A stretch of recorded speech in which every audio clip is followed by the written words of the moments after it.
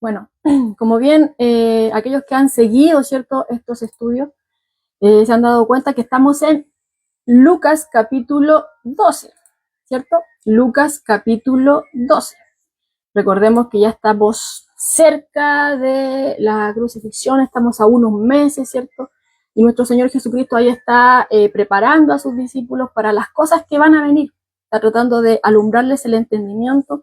Ciertamente hay muchas cosas que ellos no van a comprender hasta este punto donde vamos, pero después, ¿cierto? De que, de que ya sucedan las cosas, Él se va a encargar de que ellos lo puedan comprender. Y ahí van a ver que, esta pieza así va así, las cosas que ellos pensaron que debían de ser de cierta forma, se van a dar cuenta de que realmente no era así y que era necesario que así sucediera, como el Señor Jesús le estaba diciendo, ¿ya? Entonces, aquí, ¿cierto? En medio de toda esta preparación, en medio de todas estas enseñanzas que el Señor le ha estado dando aquí en este capítulo 12, por ejemplo, hemos visto que Él ha estado enseñando a sus discípulos, bueno, y también está la multitud ahí, y le estaba hablando acerca de cómo vivir mientras esperan el reino de Dios, ¿ya? Entonces, todo este capítulo 12, como hemos visto, se han tocado temas como, por ejemplo, la hipocresía, ¿ya? Del temor correcto, ¿cierto? De que no se tiene que temer al hombre, sino que se tiene que temer a Dios. El hombre no puede hacer más daño que dañar el cuerpo, pero Dios tiene el poder, ¿cierto?, para echar en el infierno, tiene poder sobre el alma, ¿ya? Y Él es el que cuida nuestras almas. Entonces ahí tiene que ser el temor correcto, la vista tiene que estar en el Señor y la confianza en Él. Luego veíamos que hablaba acerca del peligro de la avaricia, donde se nos enseñaba de que causa algo como una confusión en el ser humano, causa una falsa seguridad, ¿ya? Entonces es ahí el peligro, porque descuidamos, ¿cierto?, lo eterno. Y al fin y al cabo, nada de lo que acumulemos de este lado de la eternidad lo podremos llevar en aquel día, y nada de lo que acumulemos de este lado de la eternidad nos podrá salvar, ¿cierto?, de la condenación, ¿ya? Sino que únicamente somos salvos por medio de nuestro Señor Jesucristo. Entonces ahí es ahí el peligro de la avaricia. Veíamos ahí también el confiar en la provisión de Dios, donde se nos estaba alentando ahí a tener la vista, ¿cierto?, en las cosas del Señor. Buscad primeramente el reino de Dios y su justicia, porque de lo demás todo Dios se encarga. Dios ahí lo añade, porque Él ve nuestras reales necesidades y Él ahí es el que nos da de su provisión, ¿ya? Entonces ahí nos enseña a confiar en Dios, incluso en la provisión, no tener los ojos en lo que nos falta, sino que estar ahí totalmente enfocado en el reino de Dios, en su justicia, en buscarlo de Dios, en querer agradar a Dios, porque de lo demás el Señor se ocupa, ¿cierto?, de todo. Ahora, también estuvimos viendo, bueno, todas estas cosas las estuvimos viendo en gran profundidad, o sea, yo estoy simplificando, ¿cierto?, porque hay mucha profundidad en cada una de estas secciones que hemos visto acá en Lucas capítulo 12, así que no se escandalice si quizás estoy siendo muy breve y, le faltó esto. No, están ahí en los otros estudios, así que ahí lo puede ver usted con más calma, ¿ya? Y bueno, y lo que estuvimos viendo estos últimos martes es acerca de estar preparados para la venida del Señor, que eso fue del verso 35 al 48, ¿ya? Donde veíamos que el Señor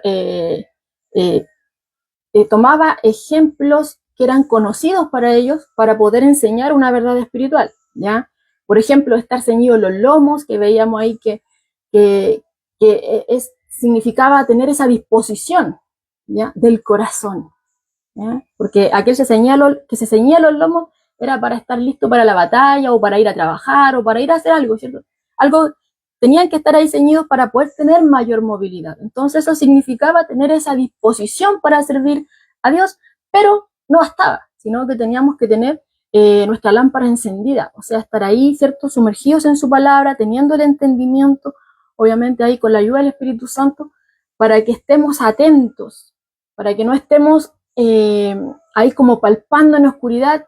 No es tiempo de dormirse, sino que estar alerta. El Señor nos quiere así, porque Él vuelve, como nos decía ahí, y nos quiere preparados, nos quiere alerta, ¿ya? Y en ese tiempo en el cual Él va a volver, no se nos dice, ¿ya? No se enfoca en el día ni en la hora, sino que se enfoca en que tenemos que estar preparados, en que tenemos que estar alerta, ¿ya? Y esa preparación implica responsabilidad, y ahí es donde el Señor nos hablaba, aquel siervo que era fiel, donde su Señor, ¿cierto?, le dio unas tareas y este siervo las cumple, obedece, ¿ya? Y ahí veíamos que aquel representaba a aquellos que son buscadores sinceros de Dios, aquellos que han sido tocados por la gracia de Dios, aquellos que anhelan, ¿cierto?, el regreso de Cristo, no van a estar ahí de brazos cruzados, sino que van a llevar a cabo las tareas que su Señor, ¿cierto?, les encomendó mientras ellos lo están esperando aquí en la tierra, ¿ya? Y ahí hablábamos acerca de que el Señor a todos nos ha dado diferentes tareas o dones o responsabilidades, ¿cierto?, con las cuales nosotros nos podemos mantener ocupados hasta que Él vuelva, ¿ya? Ahí en las labores del Señor, del reino, ¿cierto?, en las tareas que Él nos ha encomendado, donde nosotros solamente somos mayordomos, todo es de Él, ¿ya? Y ahí veíamos que aún, aunque Él nos da estas responsabilidades, aunque Él nos da, ¿cierto?, los dones y todas las cosas, Él es el que nos da el querer y el hacer, Él nos da todo, hermano, ¿ya? Eso es lo que veíamos ahí. Por eso decíamos que representa a aquellos que le pertenecen a Él, ¿ya? Que han sido tocados por la gracia de Dios. Que Él da esa disposición, esa alegría en el corazón de servirle, ¿ya? No le sirve por peso, sino por alegría. Sirven al Señor con alegría, ¿ya? Y al contrario veíamos a aquel siervo infiel que decía, quizás cuándo va a volver, no hay un compromiso real ahí, sino que abusa de esa autoridad que le ha sido dada, y ahí veíamos que ese representaba a aquellos que están dentro también del pueblo, ¿ya? Pero que no pertenecen, ¿ya? Nunca han tenido una relación real con Cristo. Sí puede que tengan puestos de autoridad, sí puede que tengan, ¿cierto?, ahí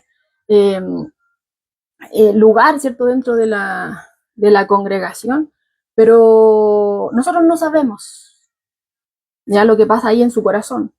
Pero veíamos ahí que cuando Cristo vuelva, ahí todo va a ser manifestado, ¿ya? Todo va a ser manifestado. Y ahí el Señor dice, bienaventurado aquel siervo que se haya haciendo la voluntad del Señor, que esté haciendo la voluntad del Señor, y así lo haya cuando Él vuelva, ¿cierto? Pero aquellos que no le pertenecen al Señor, como veíamos ahí, hay algunos que van a llegar a aquel día, engañados, ¿cierto? Señor, Señor, yo hice esto en tu nombre, yo eché fuera demonios, yo, ¿cierto? Queriendo justificarse por las obras. Pero el Señor le va a decir, apartado de mí, ¿ya? Entonces ahí el Señor nos apunta a todo esto, pero es Él el que realmente lo ve todo, y Él el que lo sabe todo. Nosotros no tenemos que estar enfocados en lo que Él nos encomendó, ¿ya? Mientras estamos acá, tenemos que estar ahí en las labores que Él nos ha encomendado, ¿cierto? Hasta que Él vuelva.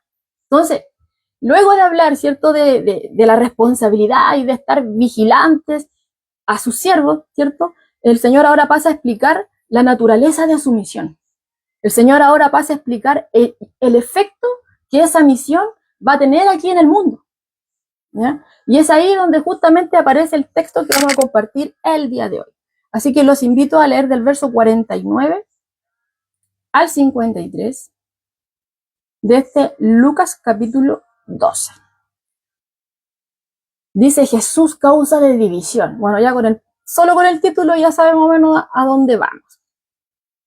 Dice así la palabra del Señor en Lucas 12, verso 49 al 53. Dice, fuego vine a echar en la tierra. ¿Y qué quiero si ya se ha encendido? De un bautismo tengo que ser bautizado. ¿Y cómo me angustio hasta que se cumpla? ¿Pensáis que he venido para dar paz en la tierra? Os digo no, sino disensión. Porque de aquí en adelante, 5 en una familia estarán divididos, 3 contra 2 y 2 contra 3. Estará dividido el padre contra el hijo contra el padre, la madre contra la hija contra la madre, la suegra contra la nuera y la nuera contra su suegra. Bien, Jesús, causa de división, como dice ahí. Bueno, este pasaje es uno de los textos más impactantes, hermanos, en la enseñanza de nuestro Señor Jesucristo. ¿Por qué? Porque este texto rompe esa idea que muchos tienen, ¿ya? En la que muchos descansan, que Cristo solamente viene a traer unidad, viene a traer paz, una tranquilidad externa, ¿cierto? Rompe con todo eso, porque como veíamos ahí, Jesús, causa de división. Mire, yo lo voy a leer en la tele, ¿eh? La traducción al lenguaje actual, ¿ya? Por si quizás no lo comprendieron un poco en la Reina Valera, ¿ya? Este es el lenguaje actual, así que lo voy a leer para que nos quede un poquito más claro. Dice, yo he venido para encender fuego en el mundo, y cómo me gustaría que ya estuviera ardiendo. Pero primero tengo que pasar por una prueba muy difícil, y sufro mucho hasta que llegue ese momento. ¿Creen ustedes que vine para establecer la paz en este mundo? No, yo no vine a eso. Vine a causar división. En una familia de 5, 3 estarán en contra de los otros 2. El padre y el hijo se pelearán, la madre y la hija harán lo mismo, y la suegra y la nuera serán enemigas. Enemigas. Bien, ahí está en la traducción al lenguaje actual. Bueno, como nos hemos dado cuenta, ¿cierto? Por ejemplo, en la Reina Valera se marcan 3 palabras bien claro, ¿ya? Y ahí vamos a ver 3 divisiones. La primera es que se nos hablaba de fuego, la primera palabra se nos hablaba de fuego, que fuego va a traer a la tierra, ¿cierto? Luego nos hablaba de un bautismo por el que tenía que pasar antes de que trajera ese fuego, ¿cierto? Y después hablaba de división. Entonces son 3 palabras claves que vamos a ver acá, que es fuego, bautismo, ¿cierto? Y división. Vamos a ir viendo paso a paso a qué se refiere esto. La primera, ¿cierto? Es fuego, ¿ya? Entonces, vemos aquí que Jesús vino a traer fuego a la tierra, como veíamos en el versículo 49. Fuego vine a echar en la tierra, ¿y qué quiero si ya se ha encendido? ¿Ya? Bueno, dice aquí Pablo Hoff, no es completamente clara la significación del fuego que Cristo vino a echar en la tierra, pero es probable que se refiera al fuego de la disensión entre mundanos y creyentes que produciría el Evangelio. Bueno, y ahí toma Pablo Hoff los versículos siguientes, ¿cierto? Del 51 al 53, donde leíamos ahí que traía esta enemistad entre el padre y el hijo y el padre, la hija y la madre, y así la nuera y la suegra. ¿Ya? Entonces decía, es probable que se refiera a esa disensión entre mundanos y creyentes. ¿Ya? Eso es lo que nos dice aquí el comentario de Pablo. Bueno, vamos viéndolo paso a paso. ¿Ya? Bueno, lo primero que vamos a lo que vamos a poner atención es a los usos que la Biblia le da al fuego. ¿Ya? ¿Qué suele representar el fuego, cierto, en la Escritura? ¿Ya? Bueno, muchas veces el fuego, cuando lo vemos en los versículos, en la palabra, muchas veces nos habla de la presencia y obra poderosa de Dios. Otras veces nos habla de purificación. Cuando se habla de fuego, también lo usa como purificación, ¿ya? O sea, que Dios limpia lo que es impuro, ¿ya? Y en otras ocasiones también nos encontramos que cuando se usa fuego en la Escritura, está hablando acerca de juicio. Y ahí nos encontramos con Dios confrontando el pecado, ¿ya? Entonces, este fuego en la Biblia suele representar, hermano, a grandes rasgos, la acción poderosa de Dios. Eso suele representar, ¿ya? En algunos versos lo vamos a encontrar como la presencia y la obra poderosa, otras veces como purificación y otras veces como juicio. Igual a la acción poderosa de Dios. Vamos viendo paso a paso, ¿ya? Por ejemplo, vamos a ver el fuego como una obra, como la obra, ¿cierto? Y la presencia de Dios, ¿ya? Porque el fuego, como les decía, simboliza que Dios está actuando. ¿Dónde lo podemos encontrar? En Éxodo 3. ¿Ustedes se acuerdan ese episodio, en esa narración de la Escritura, cuando nos encontramos con un Moisés ante el cual, ¿cierto?, se manifiesta Dios? ¿Y cómo se manifiesta? En una zarza ardiente. Ardiente, ¿ya? Y eso representa la presencia de Dios, ¿ya? Pero en Hechos 2:3, ¿ya?, tomando el ejemplo del Antiguo Testamento a uno del Nuevo, ¿cierto?, donde nos encontramos en Pentecostés, ¿ya?, donde vemos que el Espíritu Santo, que había sido prometido, desciende sobre los que estaban ahí reunidos como lenguas de fuego, ¿ya? Lo que representa el poder de Dios en acción. Entonces ahí ya vamos viendo que este fuego, en este aspecto, simboliza la presencia y la obra de Dios. En este caso de Éxodo 3 y Hechos 2:3, ¿ya? Entonces representa que Dios está presente y que Dios no solamente está presente, sino que Dios está obrando, ¿ya? Entonces ahí tenemos el primer punto. Tenemos el fuego, ¿cierto?, como una representación de la obra y la presencia de Dios. Ahora vamos con el siguiente. El fuego como una representación de la purificación, ¿ya? Porque hay textos en la Escritura que nos habla acerca de esto, que nos muestra que Dios usa el fuego para limpiar, para refinar, para santificar, ¿ya? Sí, sí lo está. Zacarías 13, verso 9. Zacarías 13, verso 9. Dice, los meteré en el fuego y los fundiré como se funde la plata. Los meteré en el fuego y los fundiré como se funde la plata. O sea, está en la Escritura, hermano. El Antiguo Testamento lo dice, o sea, y ahí podemos ver claramente una imagen, vemos un proceso, ¿ya? Donde el fuego, ¿qué hace? Refina. Donde el fuego, ¿qué hace? Limpia, quita las impurezas. Y lo más valioso permanece, ¿ya? Eso lo podemos ver aquí con Zacarías 13, versículo 9, ¿ya? En representación del fuego como purificación. Dios lo usa para limpiar, refinar y santificar. Primera de Pedro, capítulo 1, versos 6 y 7. Ahí tomé algunas palabras que dice, sometida a prueba vuestra fe, aunque perecedero se prueba con fuego, ¿ya?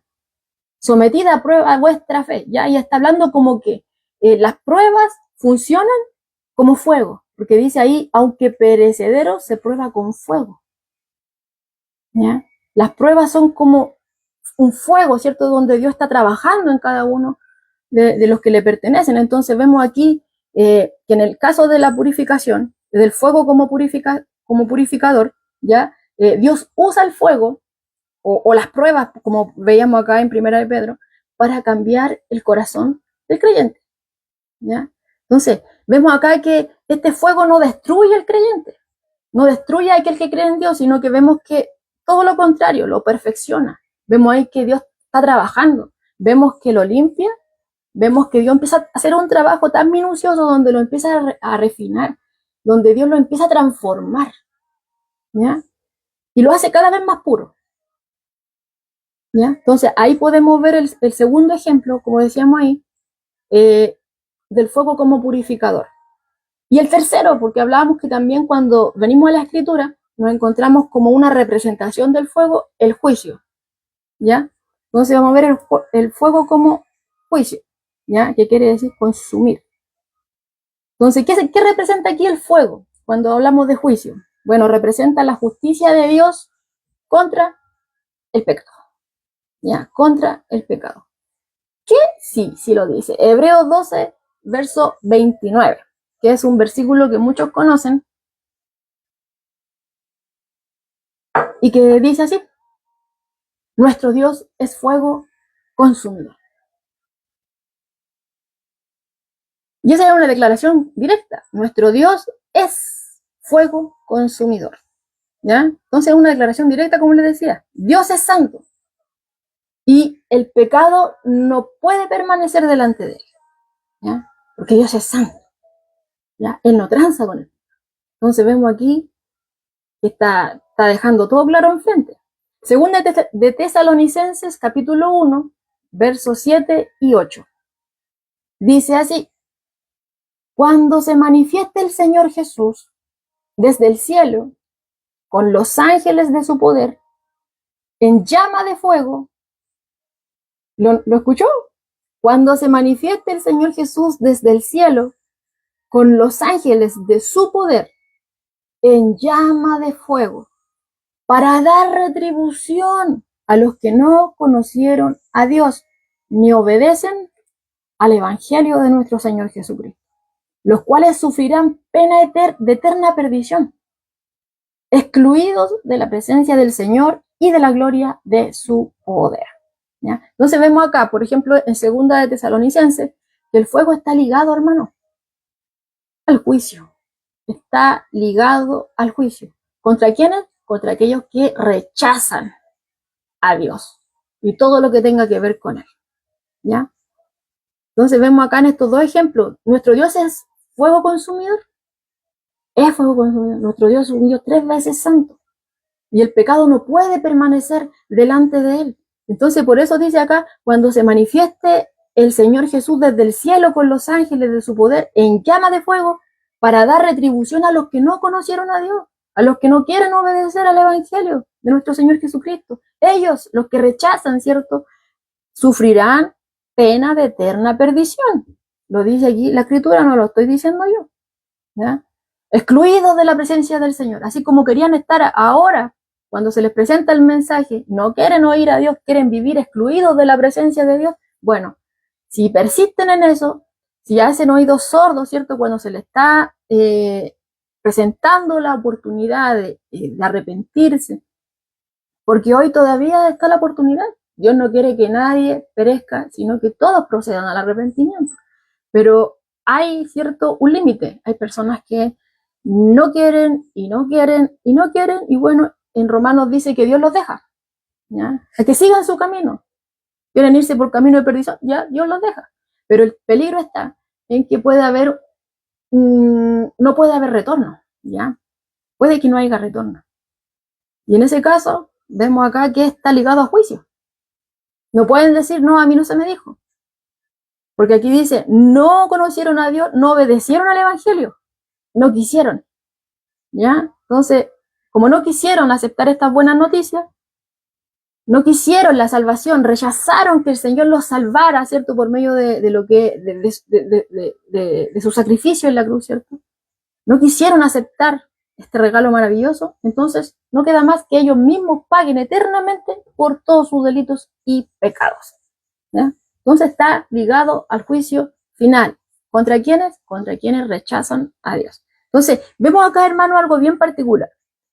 Cuando hablábamos, ¿cierto?, del fuego como representación de purificación, que Dios lo usa con aquellos que le pertenecen, ahí lo empieza, por medio de las pruebas, los perfecciona, los limpia, los refina. Veíamos eso, ¿cierto? Ahí no había un juicio, no había algo de que nos dijera que Dios va a eliminar a los creyentes, ¿cierto? De que los va a consumir, los va a desaparecer, no. Sino que es un proceso de limpieza, es un trabajo minucioso donde Dios nos limpia de toda impureza y nos va purificando cada vez más, nos va santificando, ¿cierto? Pero acá vemos que el fuego no purifica. Acá vemos que consume. Acá vemos que Dios ejecuta su justicia. Entonces, podemos ver aquí, hermanos, los 2 lados. O sea, el mismo Dios que purifica es el mismo Dios que está hablando acá que viene juicio contra aquel que rechaza su verdad, contra aquel que rechaza el Evangelio, contra aquel que no quiere recibir esta salvación. ¿Ya? Es claro. Entonces, ahora, ¿cómo unimos, cierto, estos 3 puntos? Porque estábamos diciendo acá que en la Biblia, ¿cierto?, se suele, cuando venimos ahí a ver esta palabra fuego, se suele referir a esta acción poderosa de Dios. Que ahí hablábamos, ¿cierto? Estas 3 cosas se engloban en esto. La presencia de Dios, su obra, la purificación y el juicio. ¿Ya? ¿Cómo unimos todo esto en este versículo? En esta porción de la Escritura. Bueno, como estuvimos hablando, el fuego que Jesús está mencionando acá representa esta obra poderosa de Dios actuando en el corazón de las personas. A esto es lo que nuestro Señor Jesucristo se está refiriendo acá. Representa ese fuego que el Señor vino a echar aquí en la tierra, representa esta obra poderosa de Dios actuando en el corazón de las personas. ¿Ya? No está hablando de un fuego literal, sino que está describiendo, en otras palabras, ese impacto, ¿ya?, que su obra poderosa va a producir en el mundo. ¿Ya? Y es ahí, hermano, cuando nos encontramos con el Evangelio. ¿Ya? Ahí nos encontramos con el Evangelio. Porque el Evangelio hace algo que ningún otro mensaje hace. ¿Y qué es lo que hace el Evangelio? Confronta el corazón humano. Lo confronta. ¿Ya?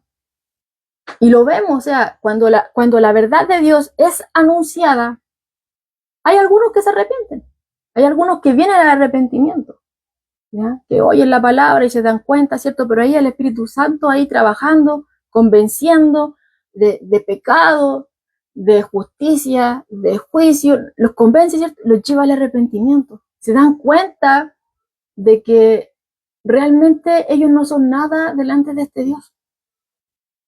De que este es un Dios 3 veces santo, pero que delante de Él somos tan sucios, tan impuros, que no tenemos ni siquiera derecho a pronunciar una palabra delante de Él.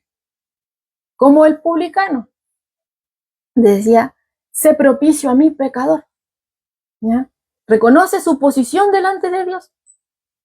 Reconoce que no está en el lugar, ¿cierto?, de exigirle nada a Dios, sino que Dios es bueno, que Dios está extendiendo su misericordia. Y lo único que brota, ¿cierto?, es gratitud.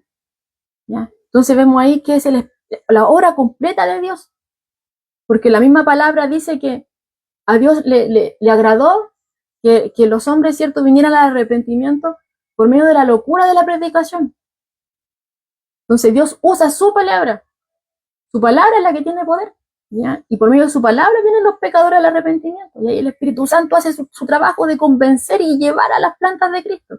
¿Ya? Entonces, su palabra es poderosa. Como dice la Escritura, que la palabra, ¿cierto?, penetra hasta lo profundo, donde nada puede llegar. Hasta lo profundo llega la palabra ahí, como una espada de doble filo que penetra hasta partir el alma, ¿cierto? Y ahí es cuando uno cae doblegado delante del Señor. Entonces, algunos cuando oyen este mensaje, se dan cuenta, obviamente, como les decía, todo esto guiado por Dios, se dan cuenta y se rinden, se arrepienten, reconocen que son pecadores. Y es el primer paso, incluso cuando hablamos de la bienaventuranza, que siempre volvemos allá, porque es como lo mismo, ¿ya? Donde yo reconozco mi bancarrota espiritual delante de Dios y clamo misericordia, me duelo por mi pecado, sé que soy culpable y quiero la ayuda de Dios, clamo a su misericordia y recibo, ¿cierto?, esta salvación que se me está otorgando gratuitamente por medio de Cristo. Y vengo al arrepentimiento y me abrazo a Cristo en fe. ¿Ya? Vengo a Cristo en arrepentimiento y fe.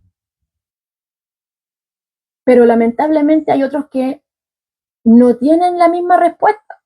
Hay otros que al oír el mensaje se resisten. ¿Ya? Bueno, y también lo podemos ver en la parábola, ¿cierto?, del sembrador, donde vemos que la semilla cae en diferentes tipos de tierra. ¿Ya? Ahí no se dice, no, aquí voy a echar y aquí no. No. Se echa, se tira la semilla en todo lugar. ¿Ya? Pero cada uno de esos lugares donde cayó la semilla, el problema no era la semilla, el problema no era el sembrador, el problema era el lugar donde cayó la semilla, que representaba cada uno de los diferentes corazones con los cuales nos podemos encontrar. Hay una buena tierra que produce 100 por 1, pero hay otras que no. ¿Ya? Por ejemplo, el pedregoso, el terreno, ¿cierto?, ahí al lado del camino, estaba muy dura ahí, no pudo ahí producir, vinieron la ave y se la llevaron, se llevaron la semilla. Y así, hay algunos que se resisten, hay algunos que no quieren, a pesar de que Dios lo está llamando, a pesar de que hoy es tiempo, ¿cierto?, para volverse a Él, y que le está ofreciendo gratuitamente esta salvación. Deciden burlarse, se resisten, no quieren, y así se van a ir endureciendo cada vez más, hasta que lleguen a un punto que quizá ya no hay retorno, como decía anteriormente. Entonces, es por eso que Jesús dice aquí que Él vino a echar fuego en la tierra. ¿Qué quiere decir esto, hermano, en simples palabras? Que su mensaje enciende una reacción espiritual. Su mensaje enciende una reacción espiritual. Su mensaje, su palabra, no deja indiferente a nadie. Y lo hemos visto en la Escritura. ¿Ya? No deja indiferente a nadie la palabra del Señor. Y de hecho, cada vez que venimos a ella, nos lleva a tomar una decisión. Nos lleva a tomar una decisión. Y el Evangelio en sí nos lleva a tomar una decisión. Nos confronta y nos deja, decide. Hay dos caminos, como bien dice la Escritura. Hay uno que es angosto, donde hay pocos que van por ahí, Hay uno que es muy amplio, donde va la mayoría, pero ese camino, ¿dónde lleva? Lleva a la perdición. Ya, no porque todos vayan ahí es el correcto, va a la perdición. ¿Ya? Entonces, la palabra del Señor no deja indiferente a nadie, siempre nos confronta y siempre nos está llevando a tomar una decisión. ¿Ya? Y el tema está en que esa obra de Dios en el corazón de las personas produce diferentes respuestas. Yo lo recibo, lo recibimos, así como fue tirada esa semilla sin escatimar lugar. ¿Ya? Pero son diferentes las respuestas, aunque se haya tirado en varios lugares, en esos varios lugares hay diferentes respuestas. ¿Ya? Y aquellos que creen, tomando la anterior, entonces esa representación de fuego los purifica. Aquellos que reciben el mensaje, los purifica. Entonces Dios ahí empieza a trabajar, Dios lo empieza a purificar, Dios lo empieza a sanear, lo empieza a santificar, empieza a trabajar ahí, a sacar lo malo y a transformar a aquellos que le pertenecen. Pero aquellos que no quieren, aquellos que rechazan, no queda más que juicio. ¿Ya? ¿Por cuánto han rechazado? ¿Ya? Entonces, Cristo, hermanos, vino a traer una obra espiritual que confronta, una obra espiritual que transforma, ¿ya? Jesús vino para salvar a aquellos pecadores que se reconocen como pecadores, que saben que necesitan de la gracia de Dios y que vienen a Cristo en arrepentimiento y fe. Pero el que no quiere, el que no cree, el que rechaza, el que rehúsa, ya ha sido condenado. Lo dice Juan 3:18 en estas palabras. El que en él cree no es condenado. Nótese, el que en él cree, ¿a quién se refiere? A Cristo. El que en él cree, el que ha depositado su confianza en Cristo, el que sabe que no tiene otra salida, sino que Cristo es su salvación y viene a él en arrepentimiento y fe, a él que cree, ese no es condenado. ¿Ya? Pero el que no cree, dice aquí la Escritura, ya ha sido condenado. ¿Por qué? ¿Por qué? Porque no ha creído en el nombre del unigénito Hijo de Dios. Y ahí la base de la salvación y la condenación.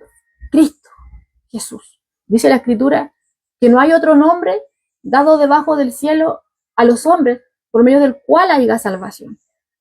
Solamente por medio de Jesucristo. Por medio de Cristo se hace la división. Cristo divide. Jesús, la causa de división, como leíamos ahí. En Cristo se divide. Hay muchos, ¿cierto?, que dicen, no, si diferentes religiones, pero ¿dónde está la diferencia? Cristo, el unigénito Hijo de Dios. Otro que no es que Jesús fue creado, no es que Jesús es aquí, Jesús es allá. No, la única verdad que la Escritura respalda es que Cristo, Jesucristo, es el unigénito Hijo de Dios. No hay más. Dice aquí MacArthur, el Evangelio divide a toda la humanidad en dos categorías, tanto por tiempo como por eternidad. Los salvos y los perdidos, los redimidos y los no redimidos, los que pasarán a la eternidad en el cielo y los que pasarán en el infierno. O sea, no es algo, como vemos acá en este comentario, no es algo que solamente nos esté limitando al hoy, en este tiempo, donde muchos dicen, Cristo no me importa, no me importa Dios. Tanto que dicen que va a volver, nunca vuelve, es mentira. Mi abuela murió esperando a Jesús, nunca vino. ¿Ya? Pero vemos acá que el Señor dice que Él no retarda su promesa. Hay algunos que la tienen por tardanza, pero Él va a volver. Él va a volver, ¿ya? Y va a volver por aquellos que le pertenecen, ¿ya? Pero aquellos que no quisieron, aquellos que se negaron, no le espera más que juicio. Y hoy en día, ¿cierto? Ven, no quiero vivir mi vida como yo quiero. No quiero que alguien venga y me diga cómo yo tengo que vivirla. ¿Ya? Y puede haber esa división hoy en día, donde hay personas que sí creen en Dios, ¿cierto? Y quieren agradarle, y personas que no les importa nada y empuñan su mano al cielo y contra todo aquel que nombre a Jesucristo o a Dios, ¿cierto? Pero vemos aquí que eso no es solamente una división que se va a marcar de este lado de la eternidad, sino que esa va a ser una división que incluso nos va a dividir en la eternidad. Como bien decía aquí MacArthur, salvos y perdidos. Hoy en día quizás nos vemos todos iguales, pero va a llegar el momento que ya se va a determinar. Y todo eso, ¿cuándo va a ser? Cuando Cristo venga. ¿Ya? Ahí se va a manifestar todo esto. Y hay consecuencias eternas. O sea, la decisión que yo tome tiene consecuencias eternas. No solamente se ve ahora, quizás ahora, no me pasa nada, yo vivo como quiero y no pasa nada. Bueno, es porque Dios está teniendo misericordia. Y está esperando ahí para que te arrepientas, ¿cierto? Porque ahora es el tiempo que tú puedes buscar. Después va a llegar un tiempo en que ya va a ser demasiado tarde. ¿Ya? Entonces no es algo que me diferencia ahora, hoy en día, que nos diferencia. Yo sí creo, no, yo no. Sino que es algo que marca eternamente, trae consecuencias eternas. Entonces, como vemos acá, cuando Jesús habla de que Él viene a traer fuego aquí en la tierra, ¿ya? Para que pasemos al siguiente punto, ese fuego que Jesús está mencionando representa, hermano, no es literal, nótese, no es literal, sino que Jesús está hablando de esa obra poderosa de Dios actuando en el corazón de las personas, ¿ya? No está hablando de algo literal, sino que Él está describiendo este impacto de su obra, del mensaje, de todo lo que conlleva, ¿cierto?, este plan de Dios. Todo eso es lo que va a impactar en el mundo. Eso es lo que Jesús está aquí hablando, ¿ya? Y hay algunos que lo van a recibir y otros que no. Depende de eso si se purifica o hay juicio. En fin, está hablando de la obra de Dios. Ahora pasamos al siguiente punto, donde veíamos que Jesús en el versículo 50 habla de un bautismo que debía de sufrir, ¿ya? Dice, de un bautismo tengo que ser bautizado y cómo me angustio hasta que se cumpla. Bueno, aquí Jesús también está usando la palabra bautismo, pero la está usando de una forma figurada, ¿ya? Porque ese bautismo al que él se refiere acá está apuntando directamente a la cruz, a su muerte en la cruz. No se refiere al bautismo en agua, sino a ese sufrimiento al cual él tenía que atravesar, ¿ya? Dice aquí MacArthur, el bautismo se refiere a su inmersión bajo el juicio divino, ¿ya? Entonces, para que tengamos ahí en consideración, ese bautismo, hermano, lo repito, está hablando de forma figurada y se refiere, no es literal, no es de agua, no, está hablando acerca de su muerte en la cruz, ¿ya? Entonces Jesús sabía, hermano, que la cruz tenía un precio. Jesús sabía que su misión tenía un precio. Jesús sabía que la salvación tenía un precio, ¿ya? Entonces, la obra que traería ese fuego, conectando con la idea anterior, la forma en la cual él traería ese fuego aquí en la tierra, comenzaría ¿cuándo? Con su sacrificio. Eso es lo que estamos viendo acá, ¿ya? Esa obra que trae fuego comienza con su sacrificio. Y Jesús sabía que su misión tenía un precio, sabía que la salvación tenía un precio. Lo sabía, ¿ya? Entonces, y en otras palabras, o sea, para que el Evangelio pudiera traer esa salvación al mundo, él tenía que sufrir. Él tenía que cargar con el pecado, ¿cierto? Y tenía que morir. Era necesario que así fuera, ¿ya? Y de hecho, en otros lugares de los evangelios vemos la misma idea, ¿ya? Mire, por ejemplo, en Mateo 26, vamos a buscarlo acá. Mateo capítulo 26, que Mateo 26, es una porción de la escritura que muchos también conocemos, ¿ya? Donde vemos a nuestro Señor Jesucristo aquí en el Getsemaní, en el huerto del Getsemaní. Lo voy a leer, hermano, dice así: entonces Jesús llegó con ellos a un lugar que se llama Getsemaní y dijo a sus discípulos, sentaos aquí, entre tanto que voy allí y oro. Y tomando a Pedro y a los dos hijos de Zebedeo comenzó a entristecerse, nuestro Señor Jesucristo comenzó a entristecerse y a angustiarse en gran manera. Entonces Jesús les dijo, mi alma está muy triste hasta la muerte. Quedaos aquí y velad conmigo. Yendo un poco adelante, se postró sobre su rostro orando y diciendo: Padre mío, si es posible, nótese eso, si es posible, Padre mío, si es posible, pase de mí esta copa, pero no sea como yo quiero, sino como tú. Vino luego a sus discípulos y los halló durmiendo y dijo a Pedro: ¿Así que no habéis podido velar conmigo una hora? Velad y orad para que no entréis en tentación. El espíritu a la verdad está dispuesto, pero la carne es débil. La carne es débil. Y otra vez fue y oró por segunda vez diciendo: Padre mío, si no puede pasar de mí esta copa sin que yo la beba, hágase tu voluntad. Verso 43. Vino otra vez y los halló durmiendo, porque los ojos de ellos estaban cargados de sueño. Y dejándolos, se fue de nuevo y oró por tercera vez, diciendo las mismas palabras.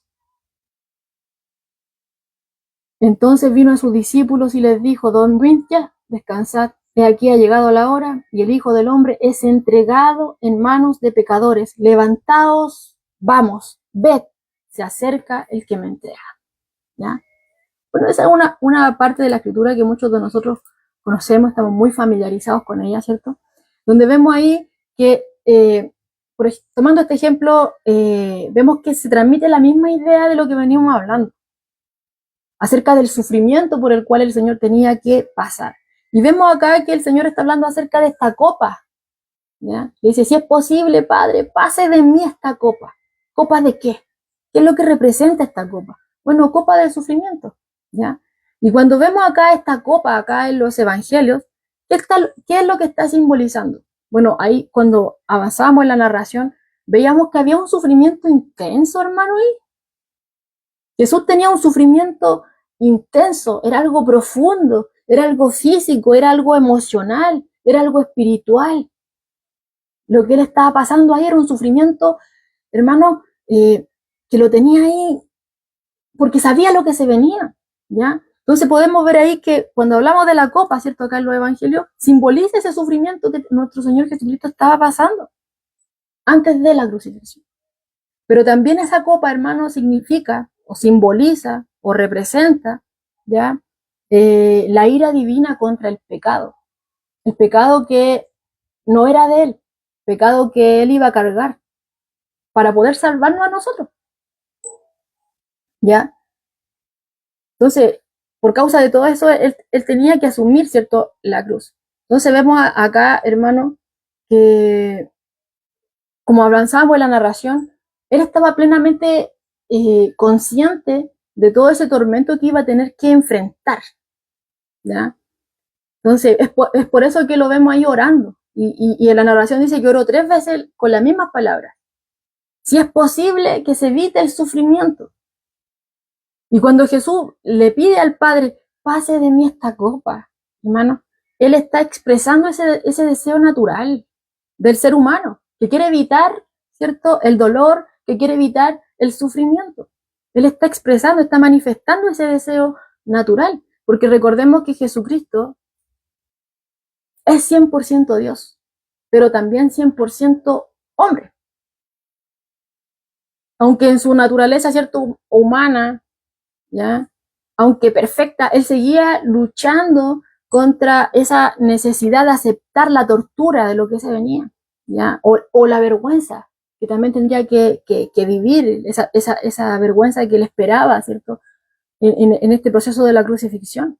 Entonces vemos ahí que su carne, de cierta forma, estaba retrocediendo ante la cruz. Es por eso que en ese mismo contexto, cuando estábamos leyendo, él le dice a sus discípulos, ya en el versículo 41, el espíritu a la verdad está dispuesto, pero la carne es débil.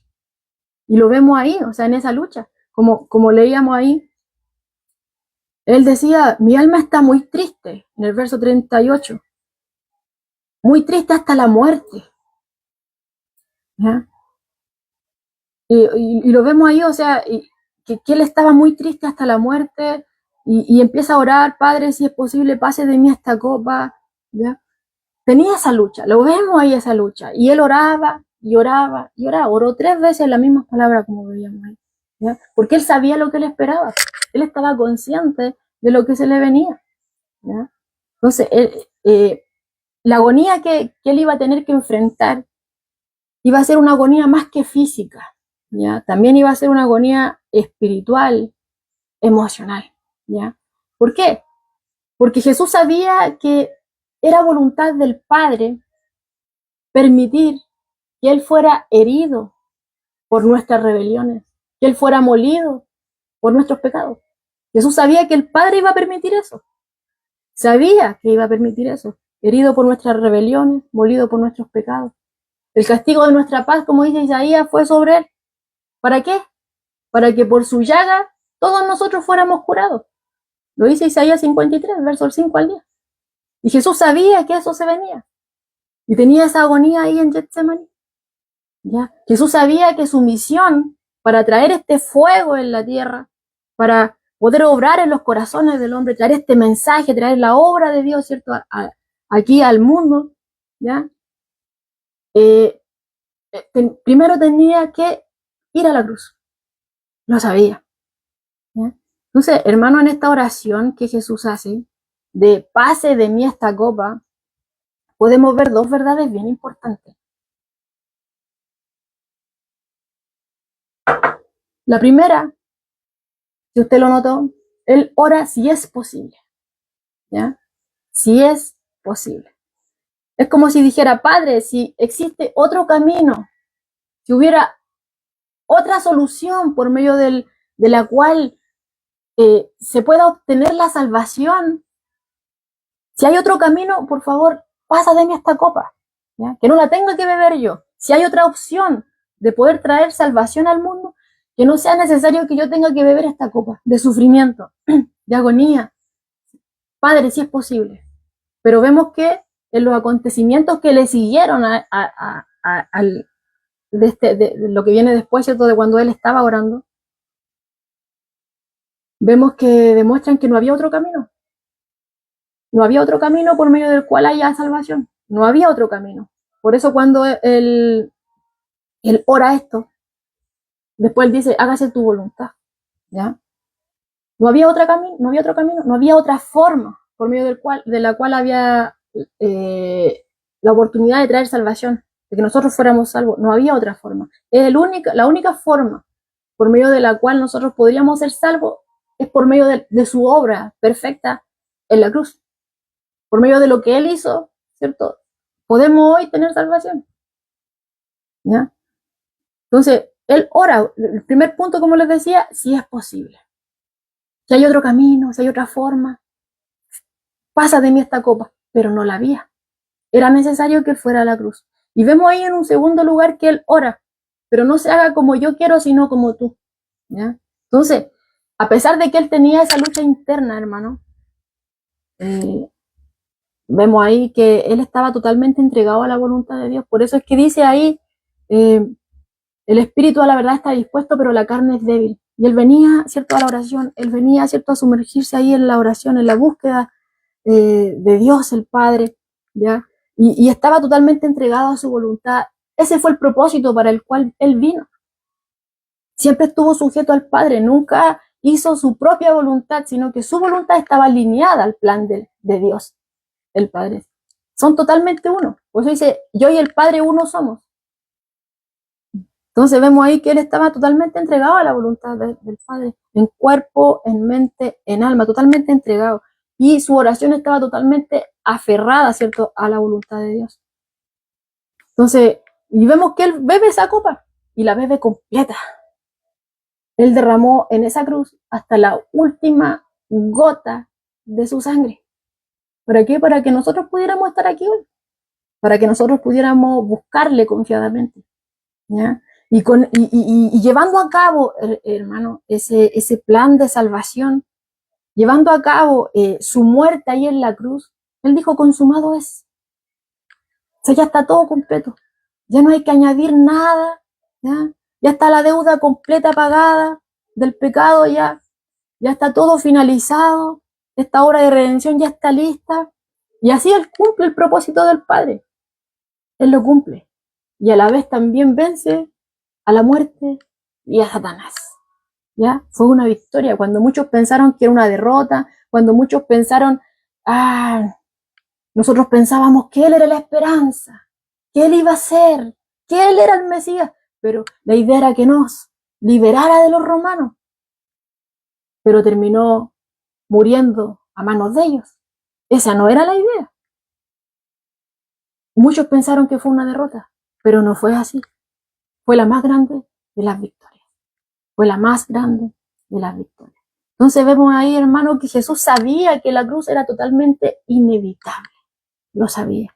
Y Él sabía que toda esa obra de salvación solamente era posible, solamente sería posible por medio de su muerte, ¿ya? Y Él, como lo vemos acá, Él usa esta expresión, dice, ¿cómo me angustio? ¿Ya? Acá en Lucas capítulo 12. Lucas capítulo 12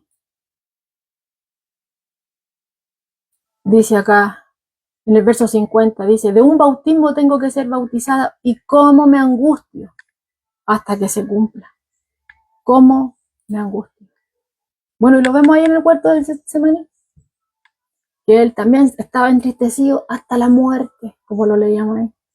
Entonces, Jesús sentía el peso de lo que se le venía. Y aquí estamos a unos meses, en el Getsemaní ya estaba a unas horas, pero aquí estamos a unos meses de ese acontecimiento, ¿ya? Pero aquí ya sentía el peso de lo que se le venía. Y póngase a pensar, o sea, Él teniendo enfrente la cruz, cada vez que se acercaba a Jerusalén ya sabía lo que iba.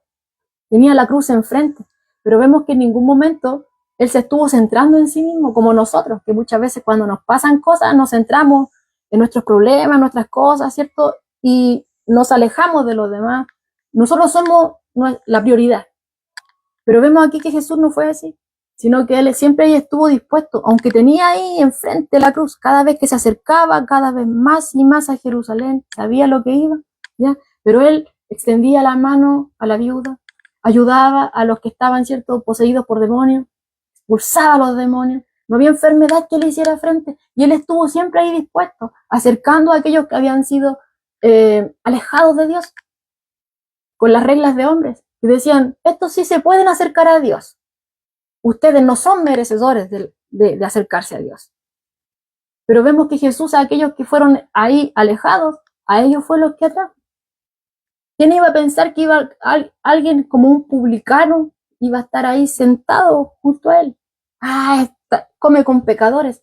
Jesús llamó a Mateo, un publicano, ¿ya? Entonces vemos que Jesús obra de una manera diferente, vino a acercar a aquellos que tenían esa necesidad de Dios, ¿ya? A quitar esas barreras que los hombres habían puesto,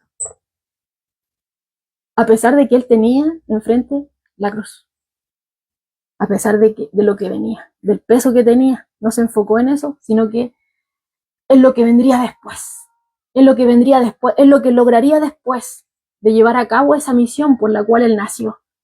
La otra vez nuestro pastor decía que Él nació para morir, y literal, esa fue su misión, ¿cierto? Nacer, vivir de una manera que ninguno de nosotros viviría, ni puede vivir por su propia cuenta, ¿cierto? Y dar su vida en nuestro lugar, por nuestros pecados, ¿cierto? Y el Padre acepta ese sacrificio, por eso lo resucitó.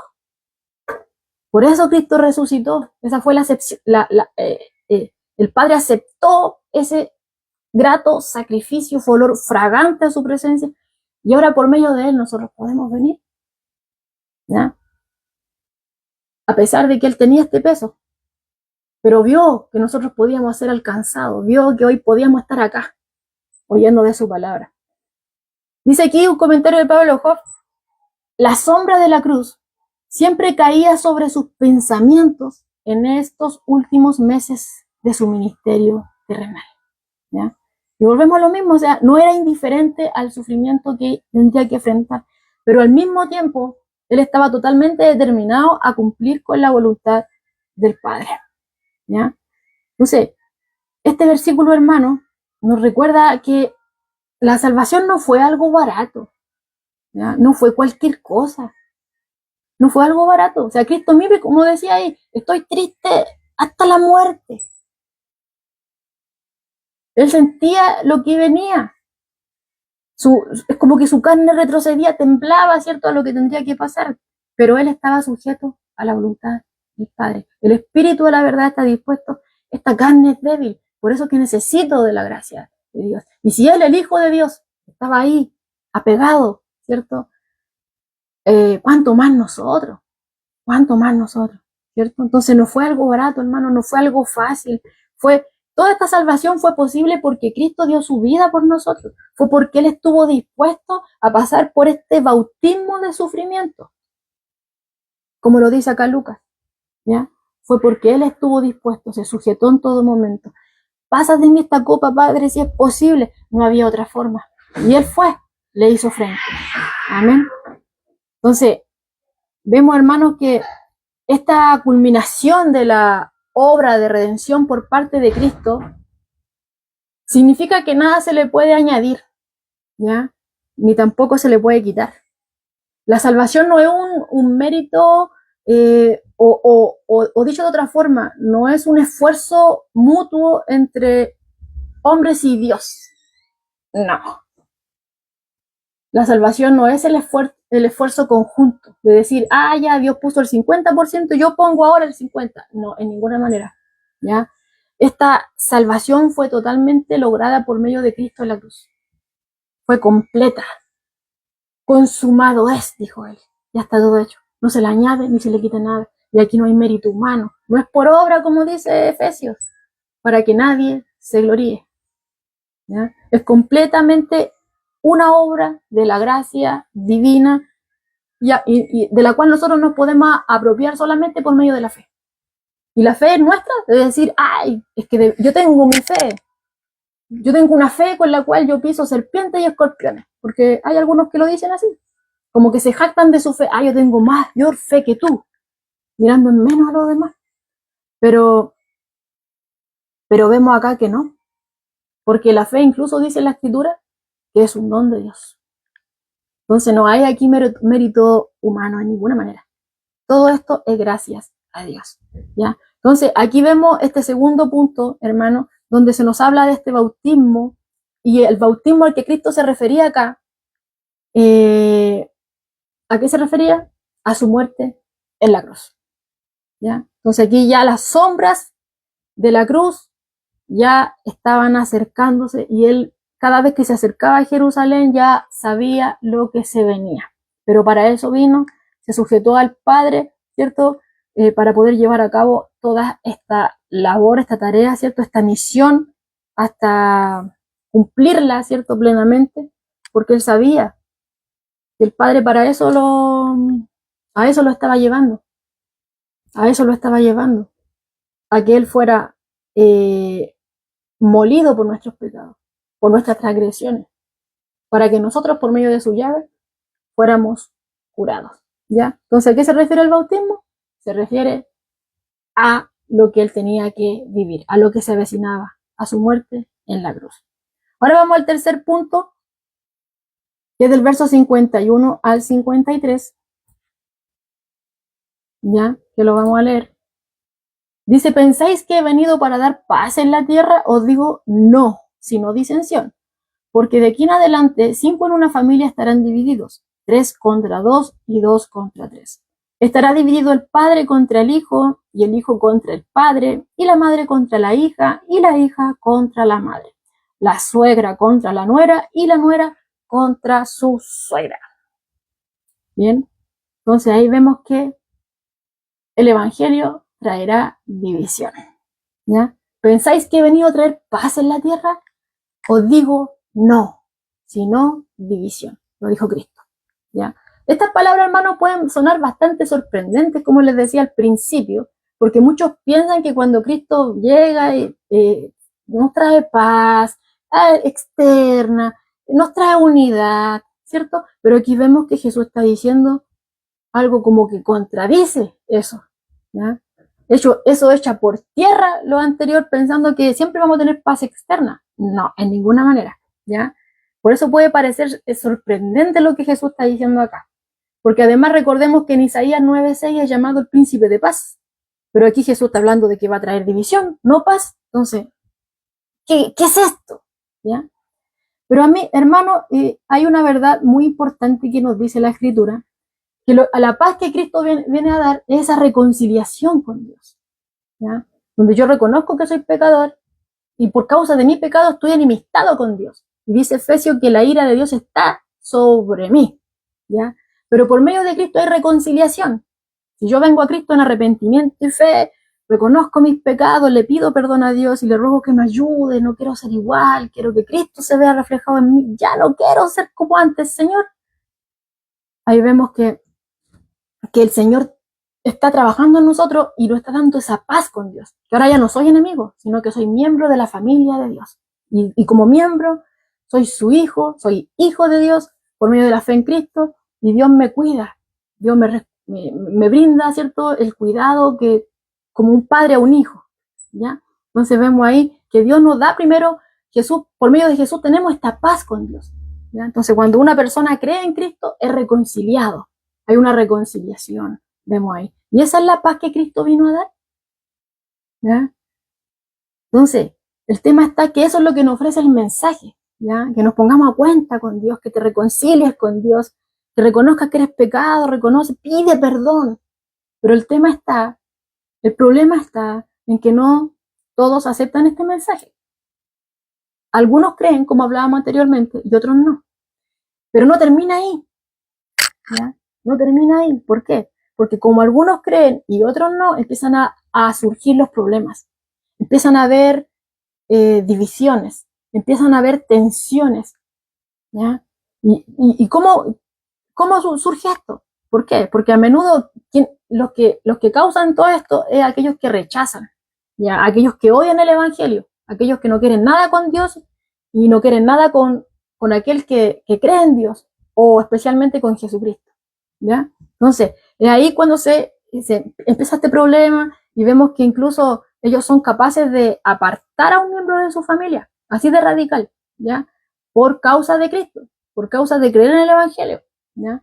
Siempre me acuerdo cuando estábamos con nuestro hermano Daniel en la iglesia y estábamos viendo el tema de los misioneros, cristianos, ¿cierto?, en otros lugares del mundo, y veíamos, ¿cierto?, se nos dividieron los temas y veíamos ahí que había mucha persecución, donde habían religiones, por ejemplo, los lados que son como bien drásticos, ¿ya? Por ejemplo, allá los musulmanes, que vemos que ya es como que un miembro de la familia diga que cree en Cristo, para ellos era algo terrible. Preferían que ese hijo muriera antes que ellos dejarlo que fuese cristiano, ¿ya? Entonces muchos de ellos tenían que huir de sus casas o incluso los sacaban y ya no los daban como muertos en vida, ¿ya? Por causa de seguir a Cristo, miembros de su propia familia, ¿ya? Entonces, y esto surge por causa de Cristo, como les digo. Entonces, por eso es que Jesús habla acá, de que su mensaje puede causar división, incluso dentro de la familia. Y vemos aquí, hermano, que él no anda con cosas ocultas, ¿ya? Sino que él siempre estuvo hablando, y aquí no vuelve a hablar acerca del costo del discipulado. El costo que aquellos que quieren seguirle van a tener que pagar por seguirle a él, ¿ya? No es todo color rosa. Sí tenemos paz con Dios, pero aquellos que no quieren a Dios se van a oponer. Aquellos que no quieren nada con Dios, aquellos que empuñan su mano al cielo, ¿cierto? Se van a oponer. Y vemos aquí que Jesús da ejemplo. El padre contra el hijo contra el padre, la hija contra la madre y viceversa, la nuera contra la suegra y viceversa. Jesús nos está dando ejemplo. Y vemos acá, hermano, por ejemplo, en Mateo 10:21, que él revela hasta qué punto puede llegar este tema de la división familiar. Mire, dice, el hermano entregará a muerte al hermano. Un hermano entregando a muerte a su hermano por causa de Cristo. El padre al hijo. Y los hijos se levantarán contra los padres y los harán morir.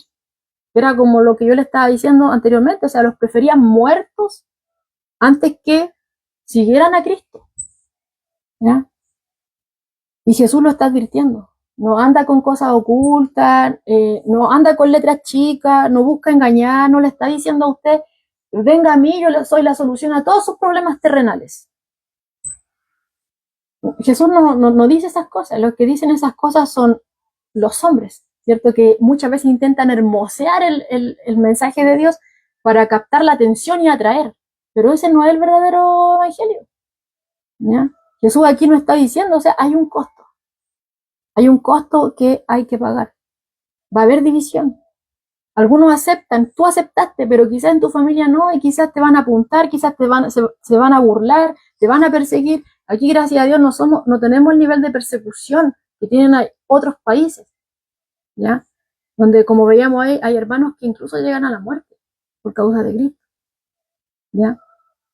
Pero, ¿qué? ¿Acaso Cristo nos deja ahí? Nos da esperanza, hermanos. Mire, aquellos que tienen este costo, ¿cierto? Porque Él no anduvo con cosas ocultas, siempre nos dijo las cosas, siempre las dice, ¿ya? Él da una promesa que consuela, ¿cierto? A todos aquellos que están pasando dificultades quizás dentro de su familia por causa de seguirlo a Él.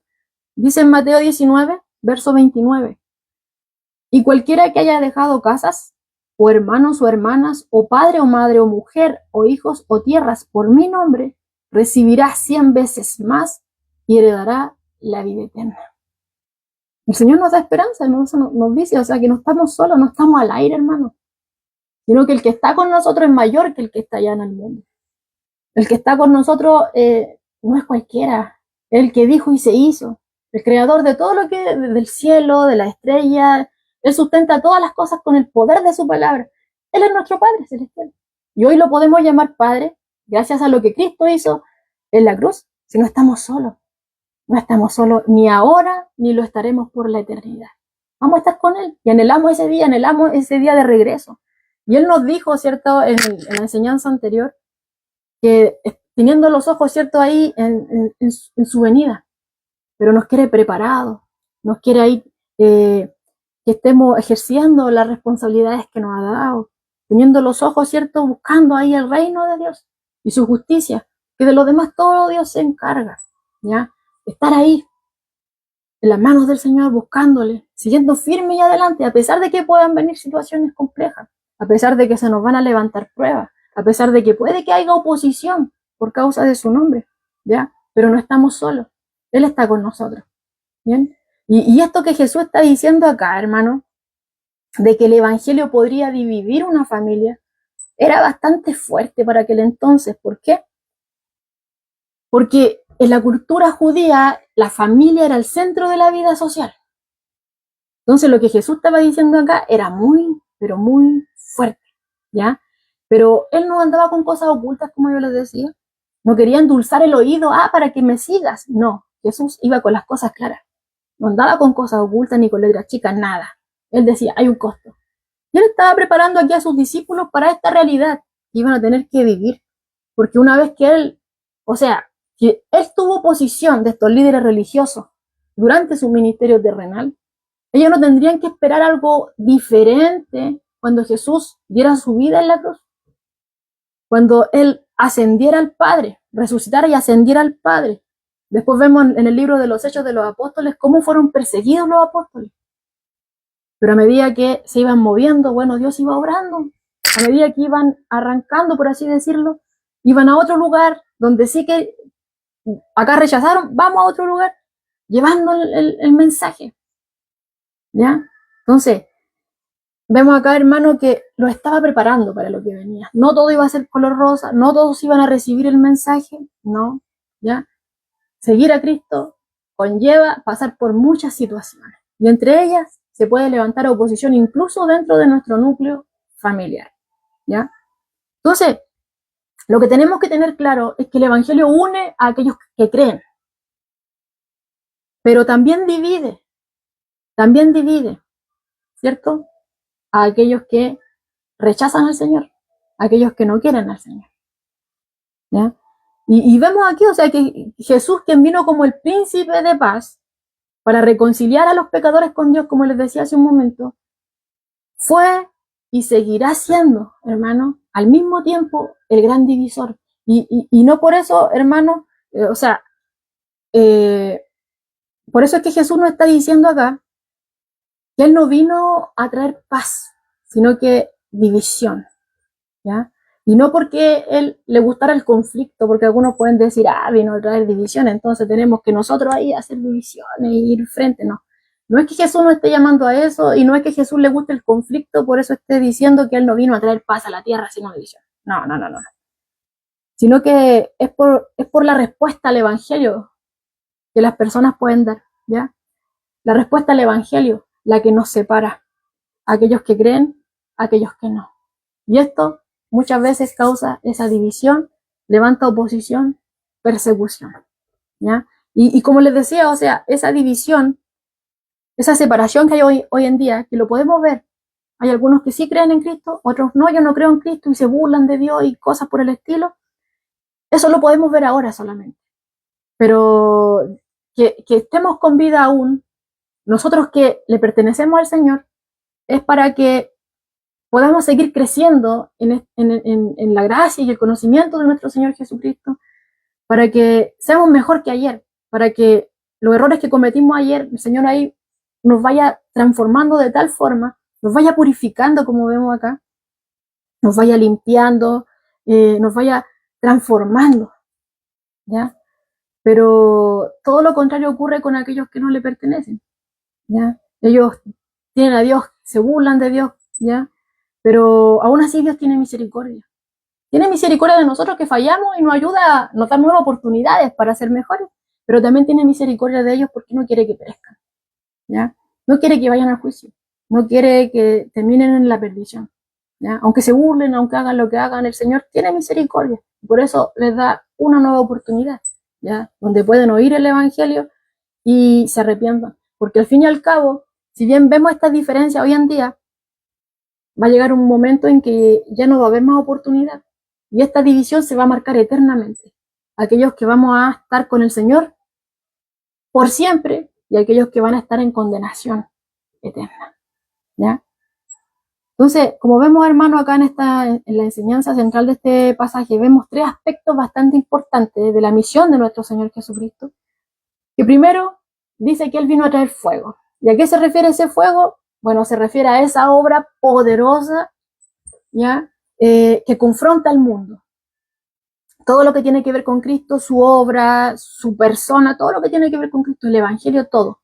Toda esa obra poderosa de Dios que confronta al mundo. Eso es lo que Jesús nos quiere decir acá.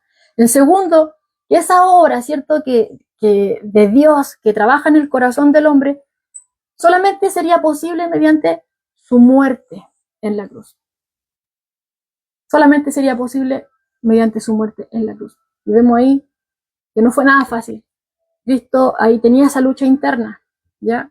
Pero Él estaba totalmente sujeto a la voluntad del Padre, hermano. Y todo Él lo logró Él. La salvación la logró Él. O sea, ¿cuánta gratitud tiene que haber en nosotros con eso? No fue algo barato. Él decía que estaba entristecido hasta la muerte, ¿ya? Pero lo soportó. Todo lo que vivió ahí, Él lo soportó. Por nosotros y por todos los que han de venir. Él lo soportó, ¿ya? Entonces vemos ahí en tercer lugar que el Evangelio exige una decisión. Aquí no da lugar a matices de los grises. No, no, no, no, no. Hay una decisión. El Señor me confronta con su palabra y yo tengo que escoger o el camino angosto o el amplio. Me rindo a Cristo y ando por este camino angosto, o hago caso omiso y me voy por el amplio que me lleva a la perdición, ¿ya? Y esa división es la que está entre creyentes e incrédulos y que nos va a separar eternamente, como les decía hace un momento. Y puede levantar oposición entre aquellos que no creen, ¿ya? Perseguir a aquellos que sí creen en Cristo, incluso dentro de nuestra familia. Pero, hermanos, no olvidemos que todo está en las manos de Dios, ¿ya? Y todo esto forma parte del avance del reino de Dios, ¿ya? Entonces, como vemos acá en simples palabras, el mensaje de Cristo no es un mensaje cómodo, ¿ya? Es un mensaje que confronta, es un mensaje que exige una respuesta y es un mensaje que transforma, ¿ya? Entonces, eso es lo que el Señor Jesús nos está compartiendo el día de hoy. Fuego viene a echar en la tierra, ¿y qué quiero si ya se ha encendido? De un bautismo tengo que ser bautizado. ¿Cómo me angustio hasta que se cumpla? ¿pensáis que he venido a traer paz a la tierra? Os digo no, sino disensión. Porque de aquí en adelante, 5 en una familia estarán divididos, 3 contra 2, 2 contra 3. Y ahí vemos, hermanos, el hijo contra el padre contra el hijo, la hija contra la madre y viceversa, la suegra contra la nuera y viceversa. Jesús, causa de división, ¿ya? He ahí la porción de la escritura que estuvimos viendo el día de hoy.